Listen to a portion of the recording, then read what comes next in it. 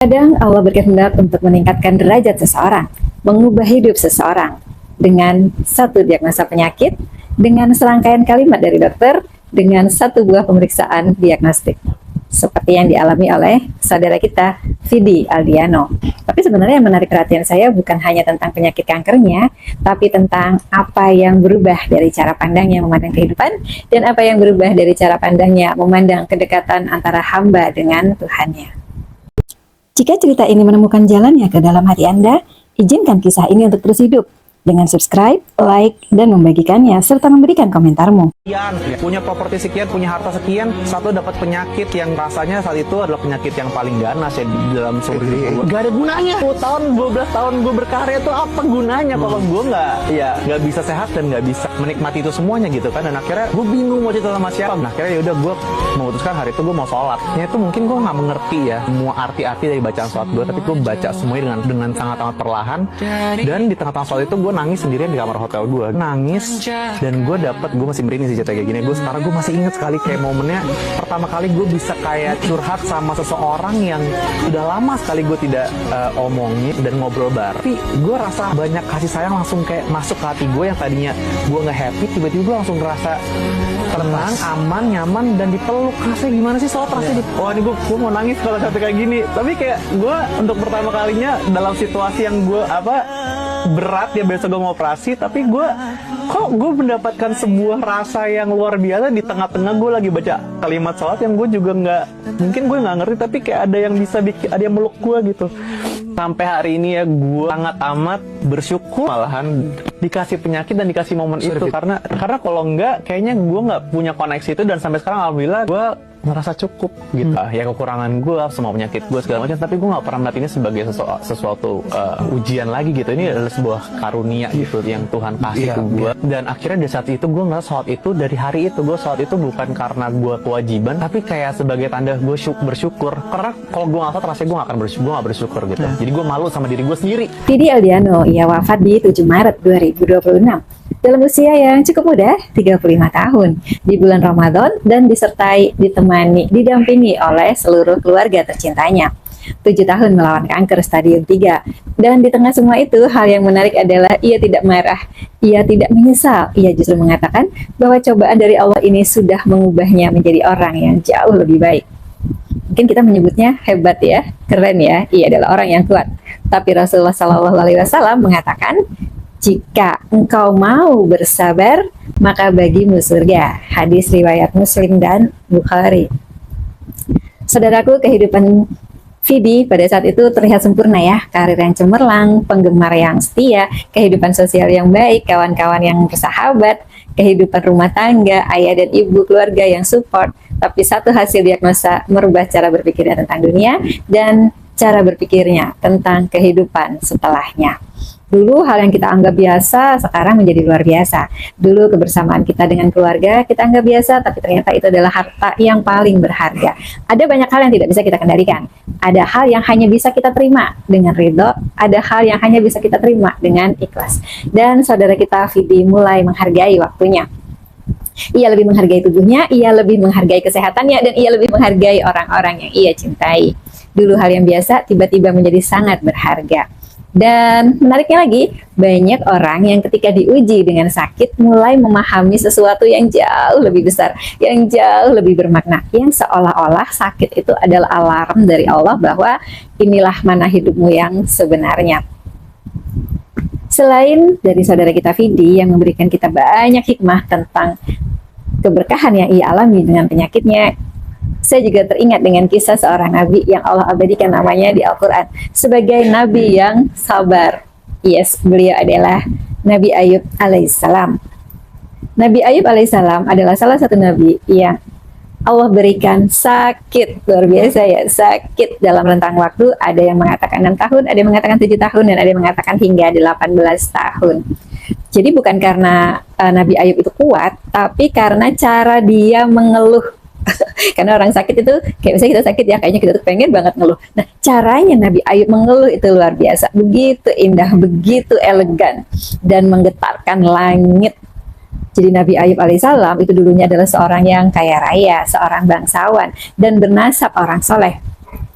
Ia adalah keturunan dari Nabi Ishak bin Ibrahim. Bayangkan, dia adalah keturunan dari Nabi Ishak, dan di atasnya lagi ada Nabi Ibrahim. Jadi sudah kaya raya, bangsawan, soleh. Kemudian ia memiliki kehidupan yang sempurna, memiliki 12 anak, dan beberapa literatur mengatakan 14 anak, dan memiliki keluarga yang harmonis, memiliki istri, memiliki kebun yang luar biasa luasnya, memiliki hasil pertanian, hasil peternakan, yang semua itu membuat kesejahteraannya Nabi Ayub alaihissalam menjadi sangat baik, dan itu juga dimanfaatkan, dan itu juga beliau manfaatkan untuk kehidupan orang-orang di sekitarnya. Bayangin nggak, keren banget ya kehidupan Nabi Ayub saat itu, bikin iri nggak sih? Ya, makanya ada makhluk yang iri dengan Nabi Ayub, yaitu iblis. Dan salah satu yang Nabi Ayub alami adalah awalnya kehidupan kaya rayanya itu berubah dalam waktu drastis. Tiba-tiba peternakannya, perkebunannya, hasil ternaknya semuanya hancur dalam satu malam. Yang dulunya kaya raya berubah menjadi tidak lagi memiliki kemampuan seperti sebelumnya. Sudah selesai ujiannya? Tidak. Ternyata Allah masih menambahkan ujiannya berupa ketika itu ke-12 anaknya berkumpul dalam satu rumah dan satu tempat. Kemudian karena perbuatan iblis, akhirnya rumah itu runtuh dan hancur dan menyebabkan kematian bagi seluruh anak-anaknya. Bayangin aja ya, kalau satu saja anak kita itu meninggal, wafat, itu kita hati sedih banget ya. Kemudian luka hati kita tuh kayak apa ya? Bayangin Nabi Ayub yang kesemuanya wafat dalam waktu bersamaan. Tiba dari rumah yang ramai tiba-tiba menjadi sepi dan sedih. Masalah selesai? Belum. Dan Allah beri lagi Nabi Ayub ujian berupa sakit. Sakitnya Nabi Ayub ini tidak terlalu spesifik disebutkan, tapi ada riwayat yang menyebutkan bahwa sakitnya Nabi Ayub ini mengakibatkan kulitnya menjadi luka, kemudian menimbulkan bau yang tidak sedap, kemudian daging-daging yang menempel di kulitnya ini rontokan gitu, kemudian menimbulkan hal yang tidak nyaman bagi orang-orang yang berada di sekitarnya. Masyarakat mulai menjauhinya, orang-orang yang dulunya mengaguminya, orang-orang yang dulunya berpegang pada Nabi Ayub adalah orang yang baik, kemudian makin lama meninggalkan Nabi Ayub. Cobaannya sudah selesai belum? Nabi Ayub akhirnya berpindah dari tempatnya ke pinggiran kota karena warga sekitarnya itu kayak, aduh ini sudah sakitnya udah ini deh meresahkan gitu. Akhirnya Nabi Ayub berpindah ke tepi kota. Istri-istrinya satu demi satu meninggalkan Nabi Ayub. Kebayang nggak sih, ini adalah ujian yang mungkin sama dialami di zaman sekarang. Jadi kisah Nabi itu sebenarnya tidak hanya kisah orang-orang terdahulu saja atau hanya dongeng-dongeng pengantar tidur. No, itu adalah pelajaran yang akan tetap valid hingga akhir zaman. Ada loh ya sekarang misalnya bagaimana sikap istri ketika mendampingi ketika suami ditimpa sakit atau kebalikannya. Nah, di antara semua istrinya yang meninggalkannya, hanya satu istrinya yang tetap tinggal untuk merawat Nabi Ayub. Luar biasa. Dari mulai kaya raya, punya semuanya, tiba-tiba berada di sebuah titik yang kita tuh nggak bisa bayangin betapa menderitanya beliau. Dan sakitnya beliau ini hingga sampai bertahun-tahun. Hingga suatu hari istrinya mengatakan, wahai Nabi Allah, kenapa engkau tidak berdoa dan memohon kepada Allah untuk menyembuhkan penyakitmu? Engkau adalah seorang Nabi yang nanti insya Allah pasti Allah akan kabulkan doamu. Nah, di sini menariknya cara pandangnya Nabi Ayub.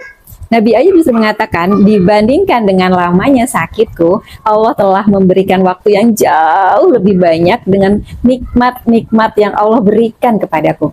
Cara pandang yang kayaknya kita nggak kepikir ya. Ketika kita ditimpa musibah, kita malahnya berpikirnya adalah nikmat yang sudah Allah berikan. Rezeki yang Allah sudah berikan, syukurnya jauh lebih besar. Syukurnya jauh lebih powerful daripada penderitaannya. Keren kan?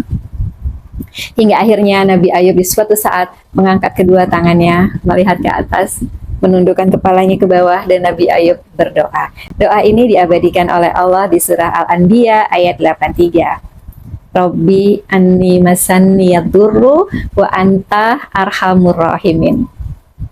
Kalau kita perhatikan doanya Nabi Ayub, Robbi, Rob, Tuhanku. Jadi yang pertama terlintas di benak Nabi Ayub itu adalah Allah. Jadi ketika sakit itu ngadunya ke Allah. Kalau kita mungkin sakit pikirannya udah ini ya, siapa nanti nolong aku, ke dokter mana, ke dokter siapa keluarga yang bisa aku andalkan, dan lain-lain. Tapi Nabi Ayub mengajarkan, Allah dulu, datang ke Allah dulu, panggil Allah dulu, ya Allah, Robbi anni masanni yadurru. Ya Allah, aku sedang ditimpa penyakit. Jadi kan kita tuh curhat ya, bahwa ya Allah, aku lagi ditimpa penyakit. Jadi ngaku. Jadi kayak ya Allah, aku tuh lagi sakit. Tapi di sini nih saya maknai dengan Nabi Ayub nggak ngeluh misalnya, ya Allah sembuhkan sakitku, atau ya Allah kenapa aku, ya Allah kok bisa sih aku sakit seperti ini. Tapi doanya Nabi Ayub selain Allah dulu, kemudian mengakui tentang keadaan dirinya, kesadaran dirinya. Aku sih selalu percaya ya, kalau salah satu hal yang membuat seseorang itu berubah adalah kesadaran.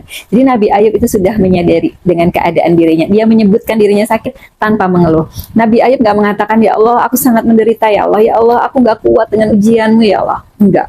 Tapi Nabi Ayub malah, ya Allah aku sedang ditimpa penyakit. Dan Allah Nabi Ayub menambahkan lagi dengan mengagungkan rahmat Allah. Wa anta arhamur rahimin. Jadi mengagungkan sifat Allah, yaitu engkau adalah yang maha penyayang ya Allah, dari semua yang penyayang. Nabi Ayub nggak berkata, ya Allah sembuhkan aku, tapi menyerahkan keputusannya kepada Allah. Jadi kayak, ya Allah aku sakit, engkau maha penyayang, aku serahkan urusanku kepadamu ya Allah. Jadi itu kayak tawakal level tinggi gitu ya, nyerahin semuanya kepada Allah. Ya Allah semuanya aku serahkan karena aku yakin padamu ya Allah, karena engkau adalah yang maha penyayang dari semua yang penyayang. Nabi Ayub tidak pernah sekalipun menyalahkan Allah. Nabi Ayub bahkan tidak pernah sekalipun mengeluh yang membuatnya kehilangan rasa syukurnya. Ia malah memaksa dirinya, mulutnya, hatinya untuk selalu berzikir, dan selalu memaksa dirinya untuk selalu bersabar, dan selalu memaksa dirinya untuk mengingat nikmat Allah yang ia sudah terima, yang dia anggap jauh lebih besar. Jadi Nabi Ayub, Allah katakan di surah Shad ayat 44, sesungguhnya kami dapati ia adalah seorang yang sabar, dan ia adalah sebaik-baik hamba. Jadi Allah bahkan memuji dia sebagai orang yang sabar dan sebagai hamba yang baik. Bayangin ya, kita tuh kalau bisa dipuji sama orang yang di atas kita, misalnya dipuji orang tua, itu aja udah gimana ya, apalagi nih yang muji Allah, dan itu Allah kabarkan kepada seluruh alam. Tapi pertanyaannya, kenapa Allah membiarkan Nabi Ayub sakitnya sampai lama ya? Jadi Ibnu Katsir mengatakan sakitnya Nabi Ayub itu bukanlah hukuman, tetapi itu adalah justru cara Allah untuk meninggikan dan menaikkan derajatnya. Jadi Nabi Ayub tidak sedang dihukum, tapi ia sedang diangkat derajatnya. Jadi supaya kisahnya Nabi Ayub itu hingga menjadi pelajaran bagi seluruh umat hingga akhir zaman. Dan artinya ada orang yang sakitnya bukan karena dosanya, bukan karena Allah benci, bukan, tapi karena Allah sayang. Justru karena Allah sayang, Allah ingin meningkatkan derajatnya. Jadi disitulah yang orang-orang kadang tidak mampu melihat hikmahnya, kenapa seseorang ditimpa sakit. Jadi sebenarnya kalau kita lihat pelajaran dari doanya Nabi Ayub, kesabaran itu bukan berarti nggak merasa sakit. Nabi Ayub juga merasa sakit kok, tapi beliau sabar. Dan Nabi Ayub memandang ujian dari Allah itu jauh lebih kecil dibandingkan besarnya rahmat Allah. Dan ujian yang diterimanya itu adalah jalan kedekatan dengan Allah. Mirip nggak sih seperti dengan kisah Fidi yang akhirnya mulai berubah cara pandangnya ketika ia menjadi sakit. Jadi menerima ujian, menerima sakit tanpa keluhan yang berlebihan. Kalau kita mungkin sudah kemana-mana ya, mulut kita nih ngomong macam-macam karena sakit kita. Jadi sebenarnya Nabi Ayub itu tangguh, itu resiliensi mental, bangkit dikasih sakit, bangkit. Bangkitnya tidak hanya secara fisiknya dia berusaha tersebut, tapi juga secara mental dan secara kedekatan hati. Jadi Rasulullah juga pernah berkata bahwa tidaklah seorang muslim ditimpa kelelahan, ditimpa penyakit, ditimpa kesedihan, ditimpa gangguan, kegundahan, bahkan duri yang menusuknya pun itu kecuali Allah akan menghapuskan sebagian dari dosa-dosanya. Hadis riwayat Bukhari Muslim. Jadi sebenarnya sakit itu adalah salah satu cara Allah untuk membersihkan diri kita, merekonstruksi mental kita, yang nanti ketika kita bertemu dengannya, kita insya Allah sudah terkurangi dosa-dosanya disebabkan kesabaran kita karena sakit. Saudaraku, yang saya tertarik banget dengan kisahnya Fidi itu adalah karena itu tadi cara pandangnya yang berubah dalam melihat dunia disebabkan sakitnya. Sakitnya menyebabkan ia menjadi hamba yang bersyukur, bukan menjadi hamba yang malah kufur akan nikmat yang telah ia terima sebelumnya. Keren banget ya. Jadi saudaraku, saya akan menyampaikan sebuah surat ini dari saudara Fidi Aldiano. Saya bacanya ini kayak gimana ya, nyesek gitu ya, nyeseknya karena Masya Allah luar biasa. Ada seorang hamba yang kau berikan ujian ya Allah, tapi ia justru mendekat kepadamu. Hari ini tepat 6 tahun saya berkenalan dengan hadiah Tuhan berupa kanker. Banyak perubahan sejak hari itu. Banyak prioritas berubah. Mindset shifted. Dan cara aku melihat dunia, aku bersyukur akan hal-hal yang sebelumnya nggak pernah disadari. Dan bisa melihat sebuah cobaan sebagai sebuah hikmah. Banyak sekali kamu merubahku. Terima kasih kanker. Karena kamu, aku banyak belajar selama 6 tahun terakhir.